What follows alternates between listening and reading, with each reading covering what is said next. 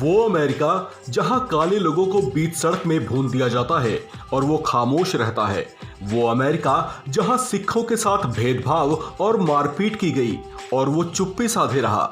और वो अमेरिका जहां से नस्ल भेद की खबरें आए दिन खुद वहीं की अखबारों की सुर्खियां बना करती हैं, फिर भी अमेरिकी सरकार मौन बनी रहती है। अब उसी अमेरिका को भारत के आंतरिक हालात की चिंता हो गई है।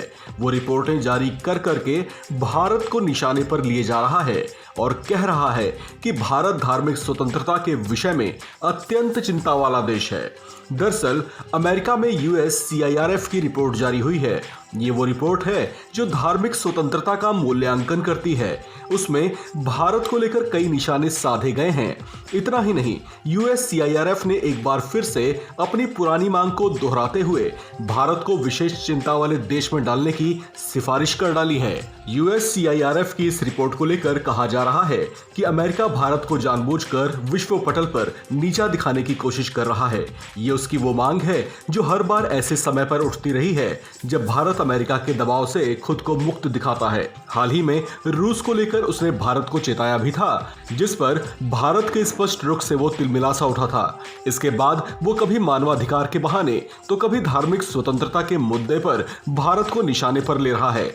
इस बार भी USCIRF की रिपोर्ट जारी कर भारत को चिंता वाले देशों की सूची में डालने की सिफारिश की गई है और ऐसा कर भारत पर दबाव बनाने की भी कोशिश की जा रही है।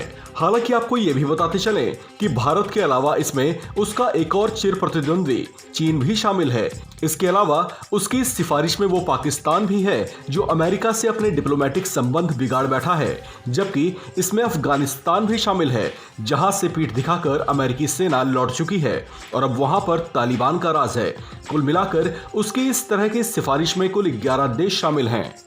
आपको बताते चलें कि USCIRF की ओर से साल 2021 में भी अमेरिकी सरकार को एक ऐसी ही सिफारिश भेजी गई थी जिसे उस वक्त बाइडेन प्रशासन ने अस्वीकार कर दिया था।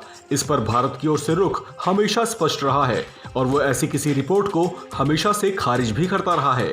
इस खबर में फिलहाल इतना ही। बाकी खबरों के लिए बने रहिए वन इंडिया हिंदी के साथ।